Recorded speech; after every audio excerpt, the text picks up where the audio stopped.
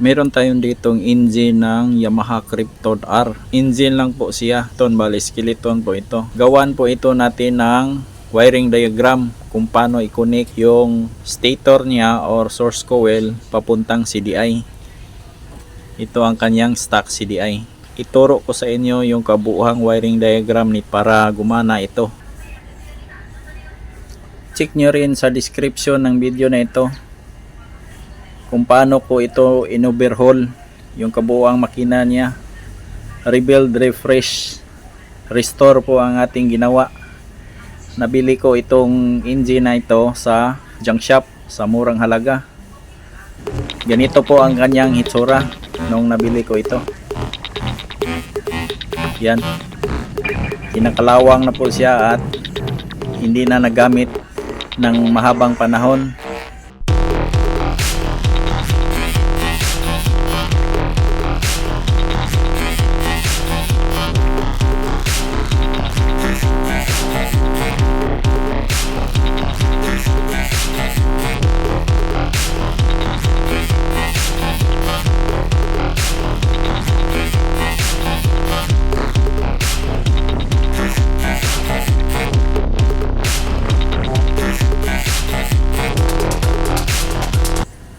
Dito sa ating stator ng Krypton R or source coil ng Krypton R ay may 7 wire. Yan, 7 wire po siya. Yung black, yellow, white, brown, white, red at saka green. Itong black ng wire ng stator, ito yung ground, kabuuhang ground niya. Ito namang yellow, ito yung light coil. At saka itong white, ito yung charging coil. Itong duha, itong papuntang regulator, light coil at saka charging coil, itong white. Ito namang green, ito yung primary coil, ground ng primary coil, itong green. Ito namang red, ito yung positive ng pulser. Positive ng pulser po ito. Itong white, ito po yung negative ng pulser. Negative, white, positive, red. Itong dalawa, itong papuntang pulser. At ito namang brown, ito yung positive ng primary coil. Positive ng primary coil po ito. Itong green, ito yung negative ng primary coil. Bali itong primary coil dalawa at dalawa sang pulser. Yan. Ito lang po ang kabuuang wiring diagram ng stator or source coil ng Krypton R. At dito muna tayo sa CDI. Yung CDI niya ay may 7 wire din, 7 wire. Yan. Stock CDI po ito ng Krypton R.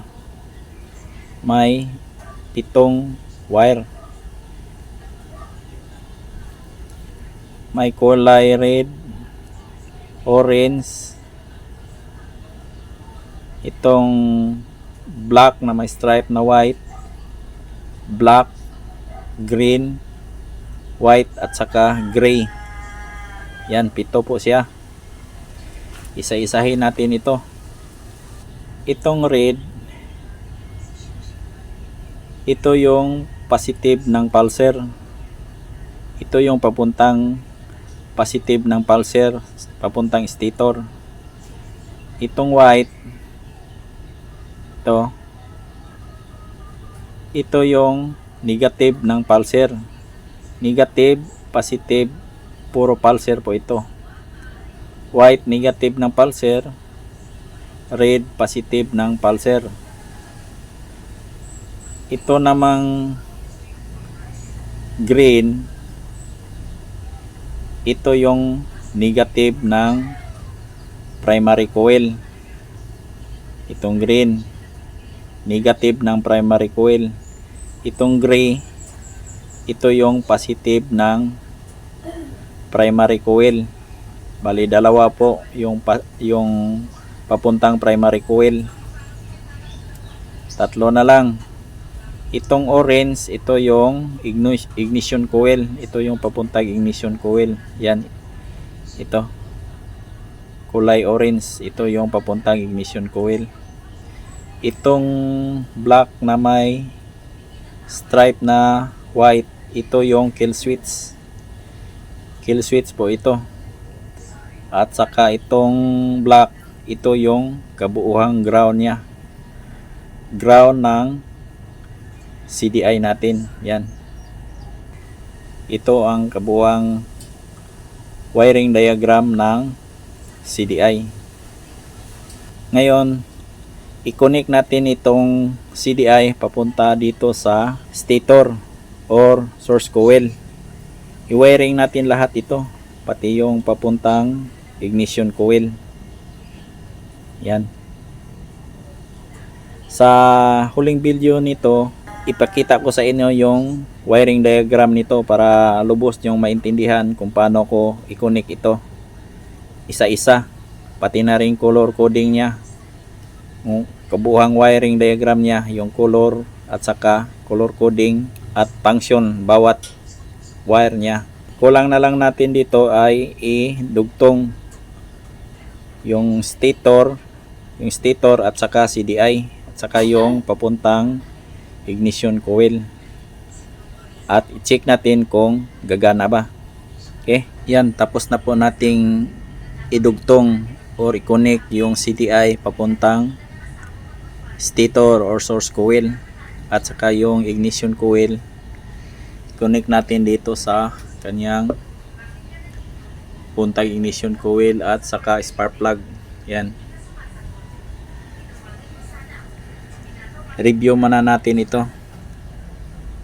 Yan. Itong dalawang papuntang regulator, di muna natin idugtong ito kasi wala tayong regulator.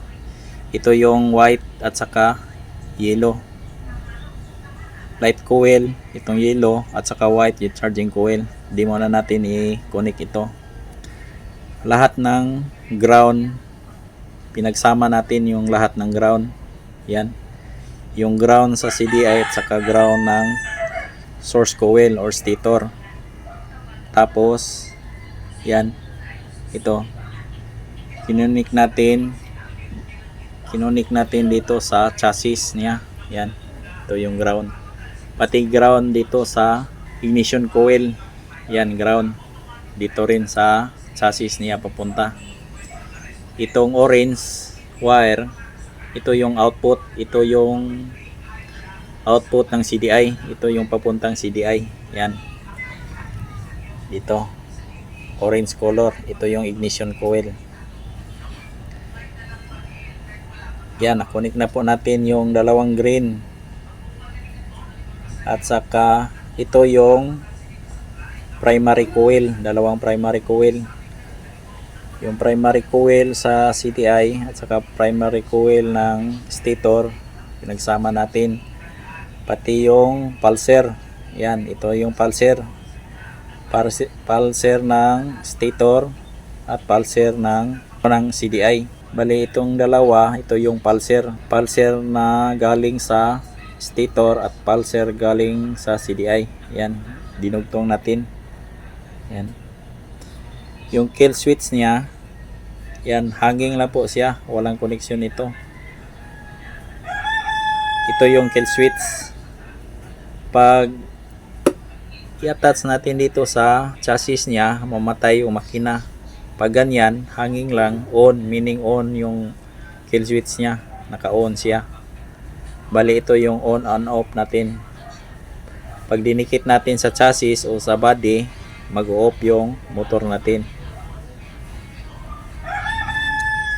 Ito lang yung kabuuhan natin na wiring diagram. Sa huling video nito, pakita ko sa inyo yung wiring diagram nito para lubos niyong maintindihan ang bawat connection at bawat color coding ng Krypton R engine. Check natin kung andar ba ito.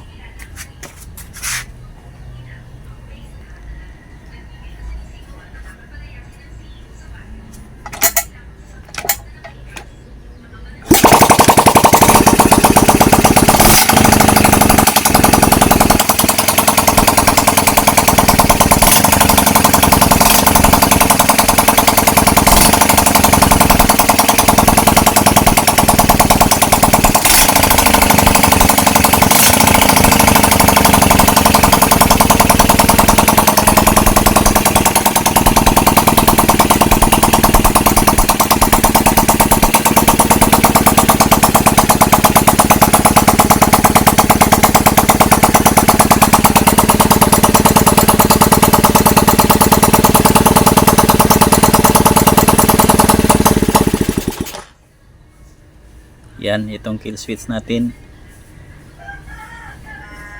Pag inattach natin dito sa chassis, bolt niya, mamatay yung makina. Okay.